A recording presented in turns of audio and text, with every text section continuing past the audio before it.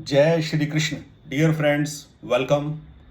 आज का वीडियो का टॉपिक है मन बदलो जीवन बदलो। ये विचार मन में कैसे पैदा हुआ ऑटोमेटिकली? मैंने कहा एस्ट्रोलॉजी के इस चैनल के ऊपर ग्रहों की क्या चर्चा करें, कितनी चर्चा करें।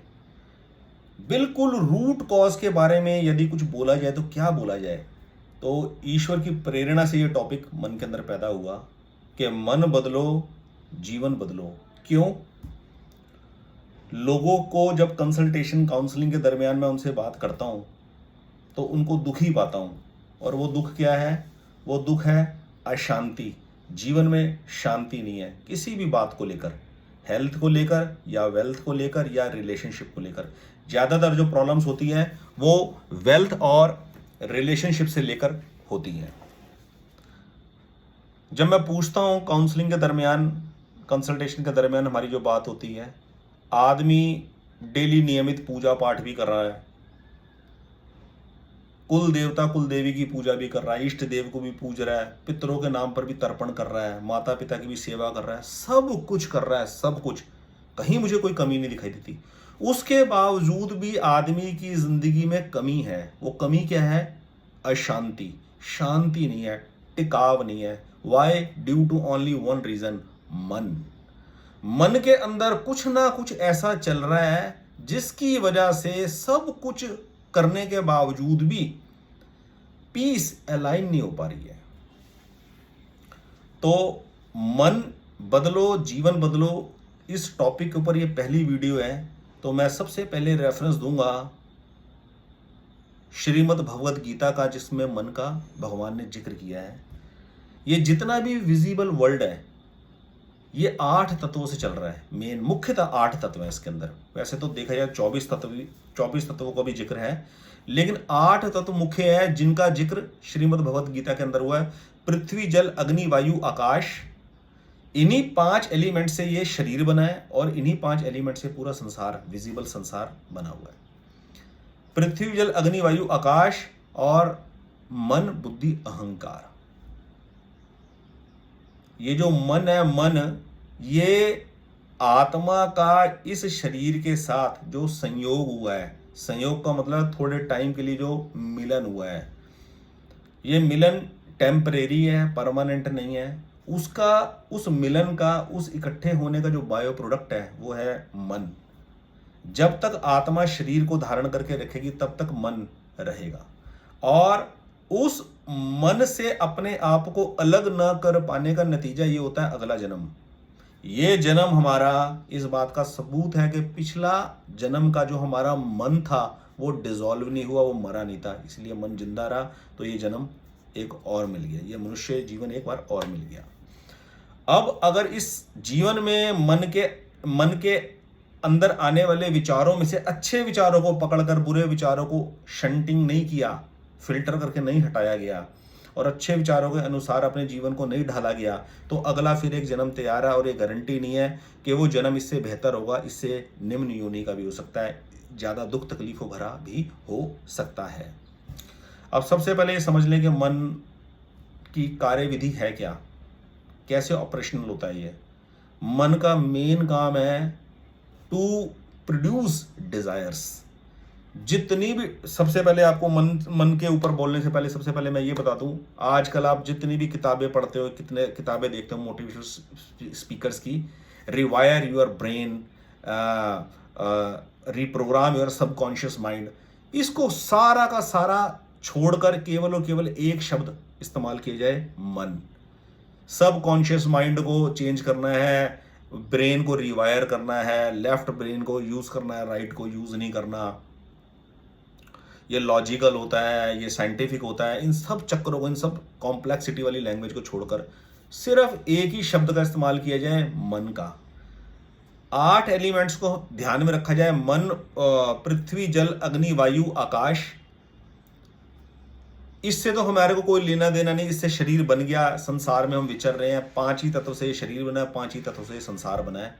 अब जो इसके बायो प्रोडक्ट है, ये जो मिलन हुआ है आत्मा का, आत्मा ने जो शरीर धारण किया, इसका जो बायो प्रोडक्ट है, मन है, बुद्धि है, अहंकार है। इस मन के अंदर जो प्रोडक्शन होती है वो 24 आवर जो प्रोडक्शन होती है वो होती है डिजायर्स की। इसका मेन काम है डिजायर्स को प्रोड्यूस करते रहना। डिजायर्स यदि पूरी हो जाए तो उसका बायो प्रोडक्ट क्या होता है, एक नई डिजायर पैदा हो जाएगी और लोभ बढ़ जाएगा। और यदि मन में आए हुई विचार, मन में आया हुआ डिजायर पूरा ना हो तो उसका बायो प्रोडक्ट पैदा होता है क्रोध। ये तीन ही चीजें हैं, काम, क्रोध, लोभ। काम क्या है, डिजायर। डिजायर को काम बोला गया है श्रीमद् भगवत गीता के अंदर, कामना, डिजायर। वो अलग बात है कि डिजायर नहीं होगी तो जिंदगी फेल हो जाएगी, ऐसा कुछ भी नहीं है कि डिजायर नहीं होगी तो जिंदगी फेल हो जाएगी। जिंदगी एज इट इज वैसी चलेगी, बल्कि बेहतर तरीके से चलेगी, रिफाइन होकर चलेगी बहुत बढ़िया तरीके से। तो मन का मेन काम क्या है, डिजायर्स को प्रोड्यूस करना, डिजायर्स पैदा करते रहना, नए नए विचार पैदा करते रहना। जितना भी विचारों का जो जमावड़ा है, जितना भी विचारों का जो बंच है, जो इकट्ठे हो रखे हैं विचार, वो सब के सब मन में रहते हैं। और जैसे ही हम जागृत अवस्था में आते हैं, सुबह जैसे ही बेड से उठते हैं, मन उसी वक्त एक्टिव हो जाता है, उसी वक्त। और मन सोता कब है, जब हमारी रात को आंख बंद होती है, जब हम सो जाते हैं, तब मन सोता है उतनी देर के लिए। और दिन भर के अंदर जितने विचार होते हैं वो तब भी उसके अंदर वैसे स्टोर रहते हैं। तभी उन्हीं रिलेटेड विचारों से रिलेटेड हमारे को स्वप्न दिखाई देते हैं, सपने दिखाई देते हैं। मन को प्योरीफाई किए बिना, मन को बदले बिना जीवन के अंदर कभी कोई परिवर्तन घटित नहीं हो सकता। जितने मर्जी आदमी कोर्स कर ले, जितनी मर्जी एस्ट्रोलॉजी सीख ले, जितने मर्जी मोटिवेशनल स्पीकर्स के सेमिनार अटेंड कर ले, सब कॉन्शियस माइंड को प्रोग्राम कर ले, रिवायर कर ले, जो मर्जी कर ले, मैं इस वीडियो में आपको बताऊंगा कि मन के अंदर यदि चेंजेस होता है, मन यदि बदला जाता है, तो किस एक क्वालिटी को अप्लाई करने के बाद वो बदला जाता है। तो सबसे पहली बात, मन का मेन काम है डिजायर को प्रोड्यूस करना, और डिजायर यदि पूरी हो जाए तो नई डिजायर्स को जन्म देना, और डिजायर यदि पूरी ना हो तो क्रोध में डाइवर्ट हो जाना आदमी का। ये गेम चलता रहता है और जिंदगी भर ताउम्र आदमी मन के चक्कर में फंसा रहता है। कभी किसी स्थिति, किसी जमाने में, किसी वक्त में मेरी भी बड़ी स्थिति ये होती थी कि एक प्रॉब्लम से कोई प्रॉब्लम अगर आ गई है, ऐसा तो कभी हो नहीं सकता कि जीवन में कभी प्रॉब्लम हो ना। प्रॉब्लम जीवन में हर वक्त रहती है, हर समय रहती है, लेकिन उन प्रॉब्लम्स को हमें हैंडल कैसे करना है, ये सारा का सारा खेल हमारे मन के ऊपर डिपेंड है। एस्ट्रोलॉजी को सीखना, एस्ट्रोलॉजी को अप्लाई करना, इसका सबसे मेन ऑब्जेक्टिव जिंदगी के अंदर क्या है, अपने मन को स्ट्रांग बनाना। हमारा मन किसी तरीके से इस तरीके का बन जाए कि हम मौजूदा स्थिति को काउंटर कर सके, उसका मुंह तोड़ जवाब देकर उस सिचुएशन को पार करके पूरे बोल्डनेस के साथ आगे बढ़ जाए।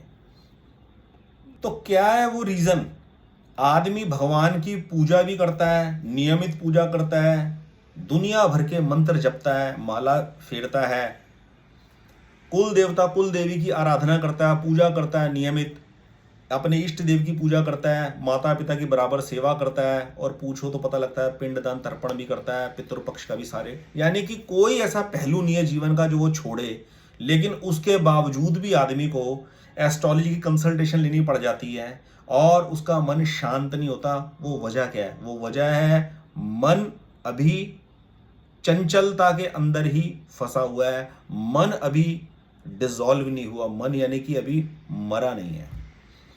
मन का मरना क्या है, मन का मरना है डिजायर लेस होना, यानी कि डिजायर्स कम से कम हो जाए। ये डिजायर्स कम से कम होने का मतलब जिंदगी का रुकना नहीं है, जिंदगी का बेहतर चलना है, बल्कि फास्ट चलना है और स्मूथ चलना है। तो कैसे हम अपने मन को प्यूरिफाई कर सकें, वैदिक रत्न ज्योतिष के अंदर सबसे इंपॉर्टेंट ग्रह, मैं पहली वीडियोज में भी बोल चुका हूं, सबसे इंपॉर्टेंट और सबसे पावरफुल ग्रह मंगल माने जाते हैं। मंगल प्रभाव वाइज नेचर जो बिल्ड करते हैं, जीवन के अंदर सुख और दुख जो पैदा होता है, वो मंगल का उसका बहुत विशेष रोल होता है। सिमिलरली बराबर वैदिक रत्न ज्योतिष के अंदर सबसे ज्यादा इंपॉर्टेंट और सबसे ज्यादा प्रभावशाली ग्रह अगर कोई माने जाते हैं तो वो माने जाते हैं चंद्र, क्योंकि चंद्र मन के कारक होते हैं। ज्योतिष के अंदर मोती की अंगूठी पहन ली चांदी के अंदर तो मन कंट्रोल में हो जाएगा, कुछ नहीं होगा, खाली चंद्र का मोती पहनने से कुछ नहीं होगा, प्रॉपर काउंसलिंग, प्रॉपर कंसल्टेशन आपको एक सही आदमी से मिलेगी, तब आप समझोगे कि मन को कैसे काबू में करना है, मन को कैसे एम्प्टी करना है, मन को कैसे डिजायरलेस करना है। तो इस वीडियो में मैं इस वीडियो का सबसे बड़ा क्रक्स आपको बता रहा हूं, वैदिक रत्न ज्योतिष का वो टूल आपको बता रहा हूं जिससे जन्म कुंडली के अंदर मुख्य ग्रह मन का चंद्र कंट्रोल हो और मन खाली हो, एम्प्टी हो, विकार रहित हो, ताकि बुद्धि जो विचार दे रही है वो मन उसको स्वीकार करे। मन का रोल क्या है, मन का मेन काम क्या है? मन का काम है मजे ढूंढना। उसको इससे कोई लेना देना नहीं है कि इस मजे के पीछे दुख है कि नहीं है। वो करंट सिचुएशन के अंदर मजे ढूंढता है, कंफर्ट ढूंढता है। और जो दूसरा एलिमेंट है बुद्धि, वो उसको इंडिकेट करती है, वो उसको इंडिकेशन देती है कि ये तेरे फायदे की चीज नहीं है, लेकिन मन फिर भी वो काम करता है जिसके लिए मजा उसको मिल रहा है थोड़ी देर के लिए, क्योंकि तीसरा एलिमेंट एक्टिव है अहंकार। ये 8 एलिमेंट के ऊपर ही पूरा का पूरा संसार टिका हुआ है। पृथ्वी, जल, अग्नि, वायु, आकाश, शरीर इससे निर्मित हो गया और इन्हीं 5 एलिमेंट से बने संसार के अंदर ये शरीर चल रहा है मशीन की तरह। और 3 एलिमेंट से ये सारा खेल रचा जा रहा है, मन से, बुद्धि से, अहंकार से। मन के अंदर आने वाली हर डिजायर का एनालिसिस बुद्धि करती है, लेकिन मन उसको स्वीकार करता है नहीं करता। बस उसी मन को स्ट्रांग बनाना है, और उसी मन को स्ट्रांग बनाने का जो एक यूनिक टूल है, वो यूनिक टूल है तो बड़ा सुनने में सिंपल, लेकिन अप्लाई करने में बड़ा मुश्किल है, बड़ा कठिन है। यदि कोई आदमी अपने मन को प्योरीफाई करना चाहता है, मन से छुटकारा पाना चाहता है, तो एक ही रेमेडी अपना ले, उसके बाद अगली सीढ़ी पर वो पहुंचेगा। क्या? जिंदगी में झूठ बोलना छोड़ दे। झूठ बोलने से चंद्र कुंडली में खराब होते हैं, मन की स्थिति खराब होती है और मन से कभी छुटकारा नहीं मिल सकता। यदि मन से छुटकारा पाना है तो आदमी झूठ बोलना छोड़ दे। खत्म। ये वीडियो बस यहीं पे अब स्टॉप कर देंगे, फिनिश कर देंगे। क्रक्स डिलीवर हो चुका है। नेक्स्ट वीडियो में फिर मैं आपसे मन के बारे में बात करूंगा और बहुत ही यूनिक विधियां आपके साथ शेयर करूंगा जिससे मन कंट्रोल में किया जा सके। बहुत बहुत धन्यवाद। जय श्री कृष्ण।